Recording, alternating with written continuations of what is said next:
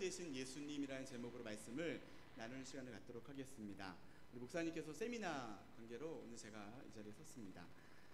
이제 지난번에 오래전에 제가 설교를 할 때 성전에 대한 이야기를 한 번을 나눴던 적이 있었어요. 그래서 그거와 좀 연결이 돼 있고요.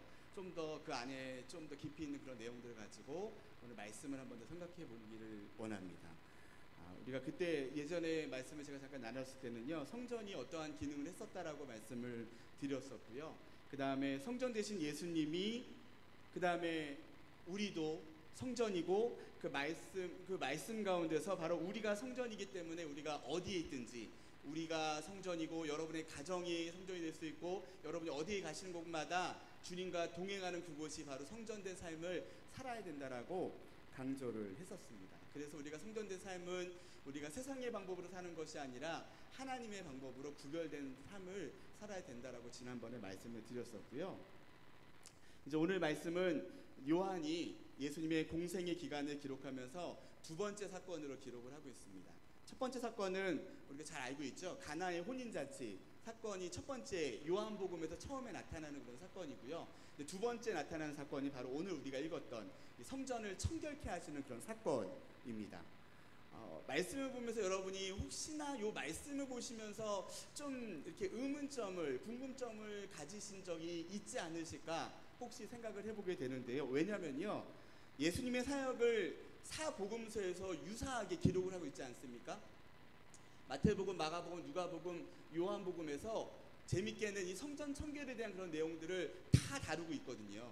다 다루고 있는데 재밌는 것은 앞에 나오는 마태복음, 마가복음, 요한복음, 마태복음, 마가복음, 누가복음, 이 공관복음, 이 군데에서는 예수님이 사역을 다 하시고 공생의 기간 3년 동안 사역을 다 마치시고 마지막 죽으시기 전에 그 마지막 그 일주일 예수님의 그 예루살렘 입성하신 후에 성전 청결하시는 그런 사건이 나타나거든요. 근데 오늘 말씀해 보니까는 좀 전에도 제가 말씀드렸지만 요한복음에서는, 요한복음의 저자는 요한은 예수님이 처음 사역의 첫 부분에 이 성전 청결 사건을 다루고 있는 모습을 두고 있습니다. 그래서 여러분들이 말씀 보시면서 이게 어떻게 된 걸까? 같은 사건을 두고 세 명의 제자들은 후반절 마지막 때의 사건으로 기록을 했고, 요한은 첫 번째 사건으로 예수님의 사역의 두 번째 기적, 두 번째 사건으로 표현을 했기 때문에 이게 어떻게 된 걸까라는 고민을 혹시 해보신 적이 있으신가 생각을 해봅니다. 이제 물론 이걸 가지고 많은 학자들이 논하고 있는 그런 부분들이기도 하고요. 이제 그러한 여러 가지 논란 가운데서 이제 많은 학자들이 일반적인 견해는 이러한 성전 청결 사건이 일회적인 사건이라고 보지 않습니다. 두 번의 사건으로 보는 거예요. 예수님이 처음 사역하기 시작하실 때 성전 청결 사건이 있었고, 마지막 공생에 마무리하시면서 십자가에 죽으시기 전에 예루살렘에 입성하셔서 그때도 성전이 변하지 않는 모습을 보시면서 분노하시고는 성전을 청결케 하시는 그런 사건들이 있었다라고 저는 보는 견해들이 일반적인 신학자들의 그런 견해입니다. 이러한 사건들을 통해서 예수님께서 얼마나 성전에 대한 그런 마음들, 그 땅의 마음들, 성전의 그런 중요성을 강조했는지를 우리가 한번 살펴볼 수가 있는데요. 자, 이는 약간의 좀 독특한 그런 구조가 있습니다. 요한복음에는 이제 다른, 앞에서 말씀드렸듯이 다른 공관복음에서 제자들이 또한 마태, 마가, 누가가 기록했던 그런 기록들과 별개로 요한이 기록했던 특별한 그런 내용들이 다른 관점에서 좀 더 다르게 표현했던 그런 부분들이 좀 있기도 하거든요. 그리고 또 재밌는 거는 요한은 자기가 요한복음이라는 그런 책을 쓰면서 이 요한복음 책을 쓰는 이유까지도 명확하게 제시를 하고 있습니다. 우리 요한복음 20장 31절 말씀이거든요. 같이 한번 읽어보도록 하겠습니다. 같이 시작.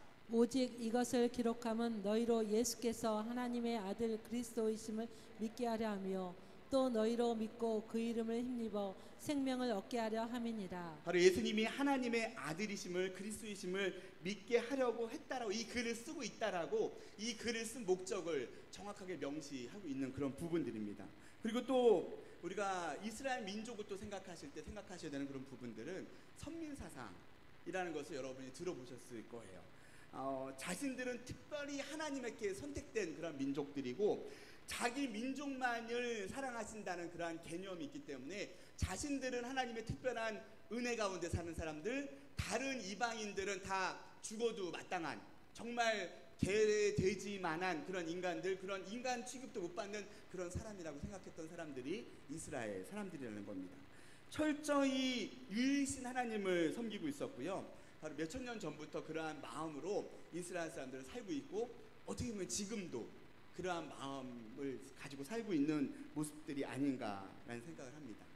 하나님은 한 분이시고 또 그 하나님이 아브라함에게 나타나서 축복을 약속하셨고 모세에게 나타나셨고 그래서 홍해를 갈라지는 그런 기적들도 보여주셨고 여호수아와 함께 하셔서 약속의 땅 가나안 땅에 들어갔다라는 그런 믿음을 이스라엘 사람들, 우리도 성경에서 믿고 있지만 이스라엘 사람들은 자기 민족만의 특별한 하나님의 의식, 선민 사상으로 가지고 있다라는 겁니다. 그리고 다시금 이스라엘 사람들은 자신들을 구원할 메시아 그리스도를 구약에서도 계속 강조했던 그런 부분들을 기억하면서 기다리고 있는 그런 신앙을 가지고 있고요. 물론 예수님이 그리스도라는 것을 인정하지 않기 때문에 지금도 오실 메시아를 기다리고 있는 민족이 바로 유대인들이라는 겁니다. 이러한 유대인들에게 예수님이 나타나셔서요, 2000년 전에 내가 하나님의 아들이다, 내가 바로 그 하나님이다 라고 말을 했을 때 여러분들이 만약에 수천 년 동안에 하나님에 대해서 함부로 하나님의 이름을 부르지도 못하는 그런 정말 하나님을 너무나도 귀하게 여기고 그 선민사상에 똘똘 뭉쳐있던 그런 생각 가운데 갑자기 예수님이 나타나셔서 내가 하나님이고 내가 하나님의 아들이다라고 표현했을 때 여러분이 만약에 유대인이라면 어떻게 받아들이시겠냐는 거거든요. 쉽게 그것을 정말 하나님의 아들이 이 땅에 오셨구나, 우리는 지금 많은 역사 가운데 그 내용들을 믿고 있지만 그 당시의 유대인들은 어떻게 보면 믿기가 굉장히 어려웠던 그런 사실이었다라는 겁니다. 정말 너무나도 전지전능 하나님이시고요, 너무나도 귀하고 함부로 그 하나님의 이름도 부르지 못하는 그분이 하나님의 아들이라고 내려오셨대요. 예수님이요. 그 예수님을 믿으라고 선포하면서 나아가셨을 때 많은 유대인들, 많은 종교 지도자들은 굉장히 거부 반응이 있을 수밖에 없는 것이 어떻게 보면 현실이었다라는 겁니다. 이제 이러한 황당한 소리에 대부분의 많은 유대인들, 종교 지도자들은 설마 무슨 말도 안 되는 소리야라고 생각했다라는 겁니다. 그런 대표적인 인물이 우리가 너무나 잘 알고 있는 사도 바울입니다. 사도 바울은 그 당시에 가장 최고로 잘 나가는 유대인들 중에 한 명이었습니다. 유대인이면서 아무나 가질 수 없는 로마의 시민권을 가지고 있었죠. 그리고 그 당시에 학문적으로 그 시대 가운데 가장 뛰어났다는 가말리엘의 제자였고요. 성경의 사도행전 22장 3절에 기록하고 있고요. 대부분의 유대인들은 어릴 적부터 모세오경 토라를 거의 외우다시피 한다고 이야기를 하거든요. 정말 하나님에 대한 너무 열심을 가지고 열심히 따르던 사도 바울이 정말 말도 안 되게 하나님의 아들이라는 존재가 나타나고 그 하나님의 아들이라는 예수를 따르는 사람들이 나타나자 정말 하나님에 대한 열심이 너무 뜨거워서 정말 말도 안 되는 소리에 분노하여서 그 하나님의 아들을 따르는 무리들을 잡아서 감옥에 갇히게 했던, 잡아서 감옥에 넣었던 그런 사건들을 우리가 말씀 가운데 너무나 잘 알고 있다라는 겁니다. 이러한 모습 가운데서 우리가 알고 있던 스데반도 죽이는데 한 부분에 일조를 하기도 했고요. 우리 지난 주일날 오후에 제가 또 설교를 잠깐 했던 그런 부분들과 같이 바로 다메섹에 그러한 예수님을 따르는 무리가 많다는 이야기를 듣고 그 하나님에 대한 열심, 하나님에 대한 그 열심을 가지고는 그들을 잡으러 쫓아가다가 결국은 예수님을 만나는 그 사건들을 우리가 말씀에서 보게 된다라는 겁니다. 정말 하나님에 대한 열심을 한 거거든요, 사도 바울이. 근데 이러한 모습을 통해서요, 우리가 또 한 가지 첫 번째로 우리가 기억하셔야 되는 교훈이 있습니다. 우리가 열심히 있는 건 너무너무 좋은데요, 정말 그 열심이 정말 우리가 하나님 앞에 바로 서 있다고 생각하면서 내가 하나님을 위해서 일한다고 열심히 뛰는 것도 너무 중요하지만 정작 중요한 것은 그 열심이 하나님의 뜻에 맞느냐 아니냐라는 거거든요.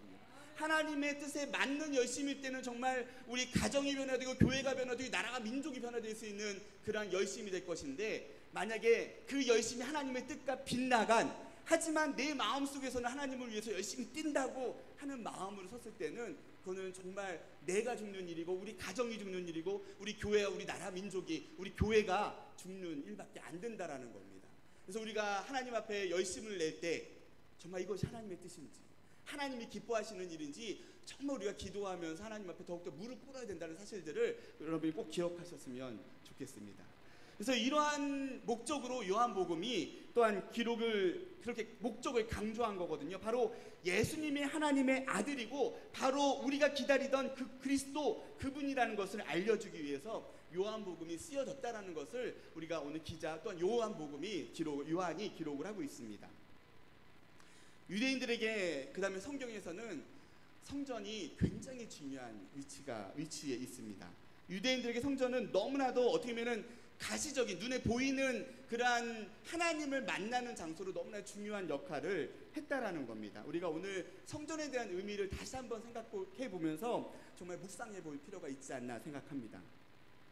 성전은 구약에서 성막으로부터 시작을 하죠. 이제 성막이 있기 전에 출애굽에 하나님이 성막을 짓게끔 하셨는데 성막이 있기 전에 우리가 너무 잘 알고 있는 아브라함도 그렇고 그 다음에 많은 가인과 아벨의 제사도 알고 있고요. 노아도 그렇고 많은 구약의 대표적인 인물들이 하나님과 만나는 그런 시간들을 예배를 통해서 좀 더 그때 그 당시에 제사를 통해서 그런 시간들을 가졌었습니다. 그리고 하나님의 음성을 듣고 하나님 앞에 자신을 드리는 그런 과정들을 거쳤습니다. 그리고 좀 더 가시적으로 표현된 것이 이제 출애굽 가운데 하나님께서 우리에게 주셨던 성막이라는 겁니다. 잠깐 그림을 준비했는데요.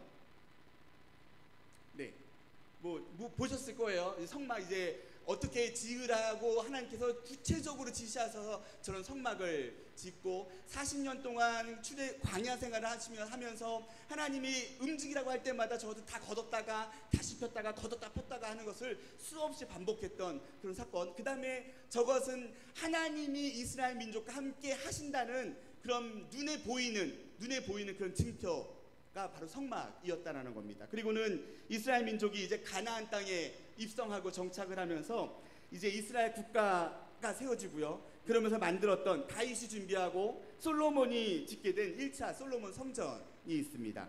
크기가 대략 길이가 10m, 10.5m, 크기가 10.5m, 길이가 31m, 31.5m, 높이가 15.8m 정도 됐다고 합니다. 그러니까 대략 한 7년 동안 이 성전이 지어졌다고 하는데요. 물론 모형도만 그려질 수 있지만 저렇게 아름답게 성막에서 그냥 계속 이동식이었던 모습이 이제 정착을 하면서 저런 성전을 지었다라고 합니다. 저게 이제 1차 솔로몬 성전이고요. 이제 저 솔로몬 성전이 이제 예루살렘 성과 함께 바벨론에 의해서 이스라엘이 멸망을 하지 않습니까? 이제 BC 586년에 바벨론이 이스라엘에 침공하면서 결국은 이스라엘이 다 멸망하고 포로로 잡혀가면서 이스라엘도 다 훼파되고 결국은 성전도 다 무너져 버리는 그러한 뼈아픈 역사를 이스라엘 민족은 가지고 있습니다. 그리고는 이제 우리 지금 성전에 대해서 계속 이야기를 하고 있기 때문에요. 이제 두 번째 성전은 이제 2차 성전은 바벨론 70년의 포로 생활을 끝내고 다시금 돌아와서 이제 성전을 다시 한번 짓게 됩니다. 페르시아의 바사 왕이 이제 바사 왕 때 그다음에 이제 고레스가 바벨론을 점령하면서 유대인들에게 돌아가도 좋다는 허락을 받게 되고요. 이제 수르바벨의 지도하에 성전이 짓게 되는 거예요. 그러면서 이제 포로에서 돌아왔기 때문에 솔로몬 시대의 성전하고는 비교할 수 없게 굉장히 초라하게 급한 마음에 하나님의 성전을 짓는다는 마음으로 성전을 지었다고 해요. 그래서 자세한 그림은 아니지만 아까 솔로몬 성전하고는 비교할 바는 안 되지만 성전을 급하게 지었던 그런 사건이 그런 역사적인 사건이 나타나게 되고요. 저것이 이제 이스라엘의 두 번째 2차 성전이 되게 됩니다. 그리고 이제 이 수르바벨 성전까지는 우리가 알고 있던 학개나 스가랴 선지자의 그러한 내용들로 BC 515년에 지어지게 되고요. 성경에서는 성전 짓는 그런 과정들은 이제 에스라서에 기록이 잘 되어져 있습니다. 그리고 우리가 오늘 읽었던 그런 본문, 예수님께서 성전을 청결하게 했던 그 사건은 바로 예수님이 등장했던 그때의 성전은 헤롯 성전이라고 이야기를 합니다. 이거는 3차 성전이라고 부르지는 않고요. 2차 성전인 수르바벨 성전이 너무 초라하게 지어졌기 때문에 그 당시에 왕이었던 헤롯이 성전을 증축하면서 그것이 헤롯 성전이라고 불리긴 하지만 3차 성전이라고 부르지는 않는 그런 모습이 있습니다.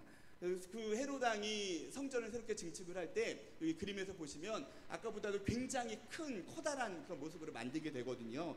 거의 솔로몬 성전의 2배의 크기로 굉장히 잘 지었다고 이야기를 해요.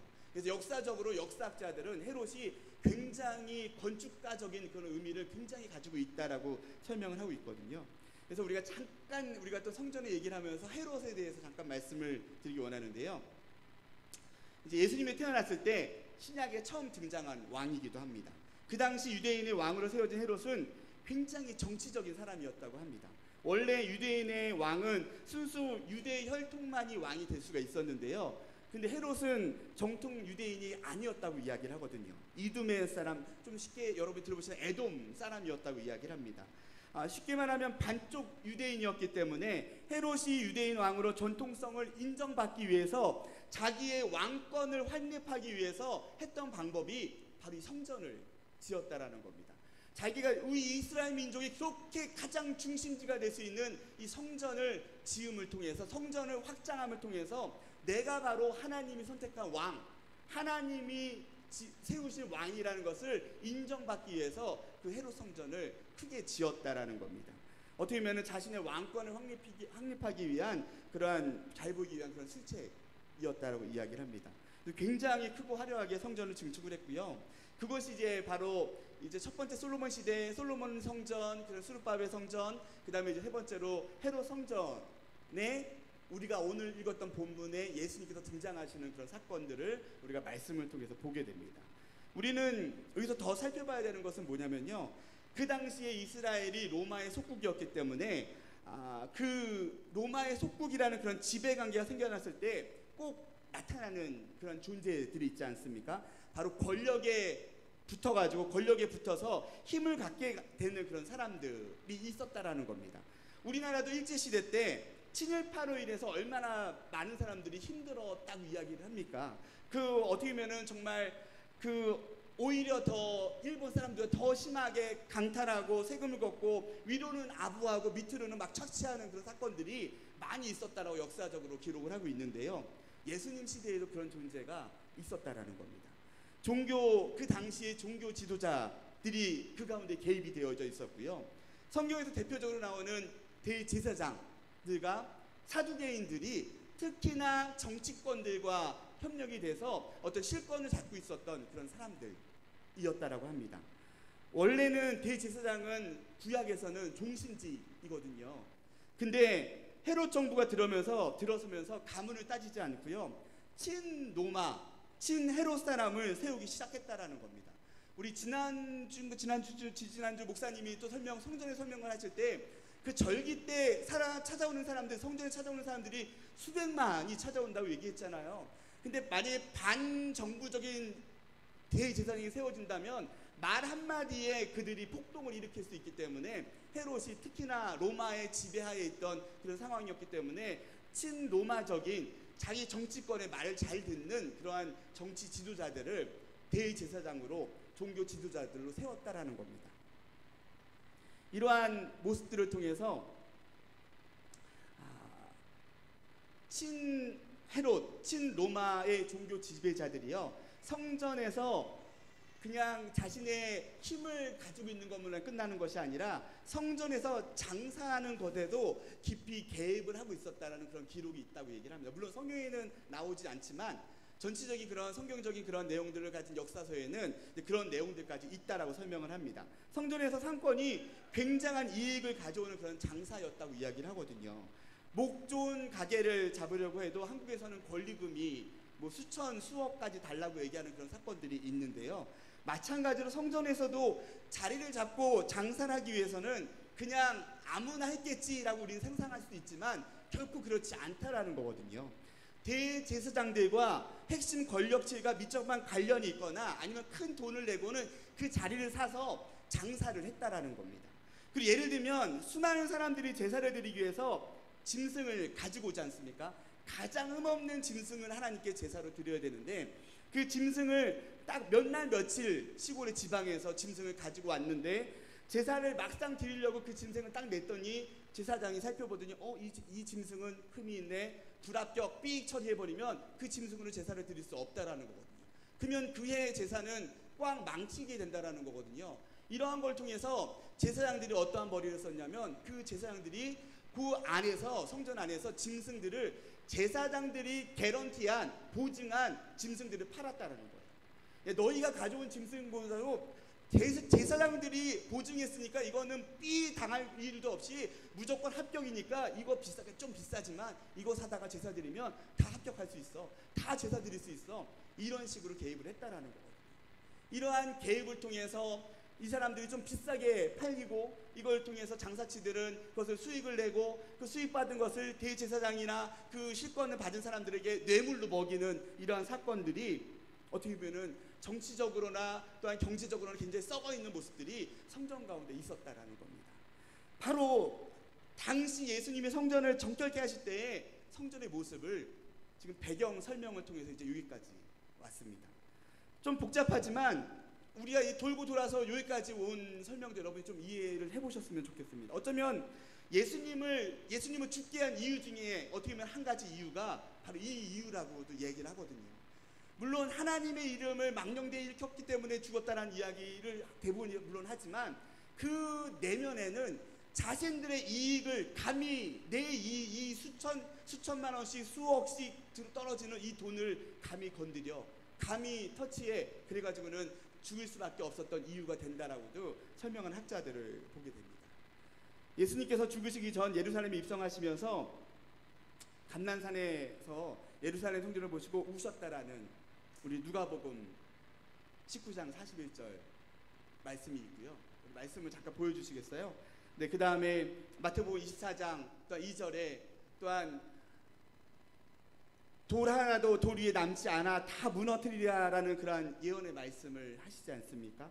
이러한 예언은 정확하게도 예수님이 돌아가신 후에 AD 70년 로마가 다시금 이스라엘을 또한 쳐들어와서 정말 예루살렘이 이스라엘이 다 멸망해버리고 이스라엘이라는 나라 자체가 없어져 버리는 그런 사건이 있으면서 정말 이스라엘에 남아있는 것이 하나도 없게끔 만들어지는 국가가 소멸해버리는 그런 사건이 나타나게 됩니다. 이러한 뼈아픈 우리가 역사를 모습을 보면서 우리가 하나님의 성전을 그렇게 중요시했던 이스라엘 민족의 마음을 또한 하나님의 입장에서 예수님의 관점에서 성전을 어떻게 생각하셨는지를 우리가 다시 한번 생각해 볼 필요가 있지 않나 생각을 합니다. 성전은 하나님을 만나는 곳입니다. 성전은 하나님의 임재가 나타나는 그런 곳입니다. 성전은 하나님의 집이라고 구약에서 소개하고 있고요. 성전 청결 말씀을 보니까 성전은 바로 기도하는 집이라고 소개를 하고 있습니다. 성전은 하나님의 백성들이 감히 우리는 너무 부끄럽고 너무 연약하고 너무 정말 죽을 수밖에 없는 죄인들이지만 감히 우리를 사랑해 주셔서 우리 때문에 죽으신 그 사랑 때문에 감히 우리가 이 자리에 나와서 예배드리고 있는 거거든요. 우리가 너무 부끄럽지만 우리가 하나님을 예배하고 찬양하고 하나님 우리를 긍휼히 여겨 주시옵소서 우리를 사랑해 주시옵소서라는 그런 두렵고 떨리는 마음으로 우리가 이 자리에 와 있는 거거든요. 근데 우리의 마음 가운데 주님이 성전 청결했던 그 사건들과 같이 혹시 우리의 마음은 지금 어디에 있느냐라고 지금 물어보시는 겁니다. 이러한 성전을 장사의 소굴로 타락의 장소로 만들어버린 것은 에 대한 예수님의 분노를 오늘 이 사건을 통해서 여러분이 한번 느껴보시기를 바랍니다. 정말 하나님이 기뻐하시는 교회가 되고 있는지 하나님이 기뻐하시고 있는 내 마음의 성전이 되고 있는지 하나님이 원하시는 그런 모습으로 정말 기도하는 곳 하나님을 만나는 곳 하나님의 임재가 넘치는 곳으로 우리가 성전을 사모하고 있는지를 다시 한번 돌아봐야 될 때라는 겁니다. 이 말씀 읽으면서 지금 우리는 더 많이 한국 교회를 위해서 기도해야 될 때입니다. 아니 우리 교회를 위해서 기도해야 될 때라는 것을 우리가 꼭 기억해야 됩니다. 정말 교회가 사명을 감당해야 되고 세상의 방법으로 서 있는 것이 아니라 하나님이 기뻐하시는 성전이 되게끔 이 지역 가운데 이 고양시 가운데 이 한국의 서울 이 대한민국 가운데 우리 교회를 통하여서 이 땅이 썩어지지 않고 정말 하나님의 거룩한 모습으로 희망이 되어야 되는 이 교회가 하나님 원하시지 않는 모습으로 서 있다면, 우리 가운데 하나님 기뻐하시지 않는 모습으로 우리 마음 가운데 있다면, 이 성전 청결하시던 2000년 전에 그 예수님의 그 분노하신 마음이 지금 이 시간 가운데 얼마나 더 많은 눈물을 흘리고 계시지 않을까라는 생각을 하게 됩니다. 우리 교회가 더욱더 영혼 구령에 앞장서서 하나님 앞에 나아가는 그런 교회, 정말 전도와 선교를 나몰라라 하는 것이 아니라 정말 우리가 즐거워하는 그 일만 쫓아가는 교회, 정말 우리가 재밌기 위해서 오는 교회가 아니라 정말 정치와 권력에 빠져있는 그런 교회가 아니라 정말 자기의 유익만을 위한 교회가 아니라 정말 하나님이 기뻐하시는 교회, 하나님이 원하시는 교회, 하나님의 뜻이 무엇인지를 발견하는 그런 교회가 되어야 될 때입니다. 바로 이것은 우리 교회를 향한 하나님의 경고의 말씀뿐만이 아니라 한국 교회를 향한 경고의 말씀이기도 하고요. 우리 한국 교회가 정말 놀랍게 부흥했다고 말씀해 주시는데, 이 한국 교회가 이제는 침체기라고 얘기를 하거든요. 더 이상 성장하지 못하고 있다고 이야기를 하거든요. 이러한 안타까운 마음 가운데서 정말로 많은 교회들이 교회 불리기에만 앞장서서 정말 하나님이 주시는 그 예배의 그 소중함과 기도의 소중함과 정말 그 전도의 소중함과 하나님 아버지의 마음을 품지 못하는 그 안타까운 마음들을 보면서 우리도 이렇게 답답하고 안타까운 마음이 있는데 하나님께서 얼마나 아파하시고 슬퍼하시지 않을까라는 그런 마음들을 우리가 오늘 말씀을 통해서 여러분들이 꼭 기억하시면서 나아가는 그런 시간들이 되셨으면 좋겠습니다. 우리가 오늘 말씀에 보니까 우리가 이 성전을 헐라 내가 사흘 동안 일으키리라 라는 말씀을 통해서요, 예수님께서 본인이 친히 성전된 육체를 알려주고 계신다고 말씀을 해주십니다. 또한 에베소 1장 22절, 또 만물을 그 발 아래 복종하게 하시고 그를 만물 위의 교회의 머리로 주셨다고 말씀해 주시고요. 골로새서 1장 18절 말씀에 그의 몸인 교회의 머리라 그가 근본이요 죽은 자들 가운데서 먼저 나신 자니 이는 친히 만물의 으뜸이 되려 하심이라 라고 소개를 하고 있습니다. 더 나아가서는 예수님을 따르는 우리가 하나님의 성전이라고 지난번에 설명했지만 다시 한번 말씀을 드리기를 원합니다. 고린도서 3장 16절 17절에 바로 너희가 하나님의 성전인 것과 하나님의 성령이 너희 안에 거하시는 것을 알지 못하느뇨, 누구든지 하나님의 성전을 더럽히면 하나님의 그 사람을 멸하리라, 하나님의 성전은 거룩하니 너희도 그러하니라 라고, 우리가 예수님이 성전이신 것처럼 우리도 성전이라고 주님께서 말씀해 주시고 계십니다. 오늘 성전 사건을 통해서 성전 되신 예수님을 온전히 만나시는 저와 여러분들이 되셨으면 좋겠습니다. 또한 우리 교회가 주님이 머리시고 주님의 것이고, 또한 더 나아가서는 우리가 정말 더 이상 내 몸이 더 이상 내 것이 아니라 주님의 것이라는 그런 고백이 이 시간 가운데 있었으면 좋겠습니다. 정말 주님이 주시는 축복인 내 몸을 소중하게 여기시는 그런 시간으로 다시 한번 다짐하는 그러한 예배가, 그러한 고백이 되셨으면 좋겠습니다. 또한 거룩한 성전인 내 몸에서 나오는 말과 생각들이 어떻게 보면 거룩한 성전이라고 이야기하면서 세상의 험한 말과 세상의 나쁜 악한 모습들이 물론 교회에서는 안 하시겠지만 세상에 나아가서 똑같이 하신다면 그것이 얼마나 하나님이 또 아파하시겠습니까? 우리가 거룩한 성전이기 때문에 교회에서 거룩한 성전으로 사는 것만이 아니라 우리가 지난번에 말씀드렸지만 우리의 가정에서도 여러분이 거룩한 성전이 되셔야 되고요, 여러분의 직장에서도 여러분이 거룩한 성전이 되셔야만 여러분을 통하여서 그리스도의 향기가 이 땅 가운데 이 썩어 빠진 악취 가운데 희망이 되어질 수 있다니까요.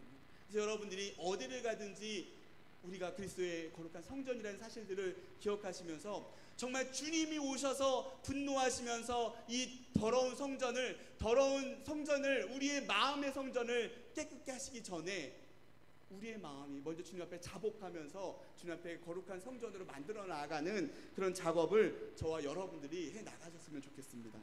로마서 12장 1절입니다. 그러므로 형제들아, 내가 하나님의 모든 자비하심으로 너희를 권하노니 너희 몸 하나님이 기뻐하시는 거룩한 산 제사로 드리라 라는 고백과 같이요, 정말 우리의 삶이, 우리의 모습이 성전이라는 사실들을 기억하시면서 정말 주님 앞에 어떻게 나아가는 것이 거룩한 산 제사로 주님 앞에 드리는 것인지 여러분이 고백하시면서 주님 앞에 무릎 꿇고 기도하며 나아가시는 저와 여러분들이 되셨으면 좋겠습니다. 정말 성전 청결하시던 주님과 같이 내가 어떻게 깨끗해 할지, 내 성전을, 우리 가정의 성전을 어떻게 깨끗게 하실지, 우리 교회를 어떻게 더 주님이 기뻐하시는 교회로 만들지, 정말 우리가 가는 곳곳마다 주님이 계신 곳이 성전인데 그 성전이 어떻게 해야 더 주님이 기뻐하시는, 더 만족해 하시는, 더 흥족해 하시는 그런 곳이 될 수 있을지 여러분이 고민하시면서 나가실 때 여러분을 통해서 하나님의 그 축복의 통로가, 축복의 놀라운 은혜가 넘쳐나신 사실들을 기억하시면서 주님 앞에 오늘 고백하시면서 정말 주님, 내 삶이, 정말 내 모습이 주님 거룩한 성전을 살겠습니다. 내 삶이, 우리 가정이 거룩한 성전으로 나아가겠습니다. 하나님, 우리 교회가 거룩한 성전으로 나아가겠습니다라는 그 고백과 결단이 이 시간 가운데 넘쳐나시기를 소원합니다. 우리 같이 그러한 축원 가운데 같이 한번 기도하기 원하는데요. 이러한 기도 제목을 놓고 다시 한번 기도하겠습니다. 하나님, 제가 연약하지만, 제 마음이 부족하지만, 제 마음에 죄악된 모습이 있지만 하나님, 그 모습들을 주님 앞에 다 내려놓고 다 주님 앞에 회개하며 지금 이 시간 가운데 하나님 앞에 거룩한 성전을 서 있기를 소원합니다.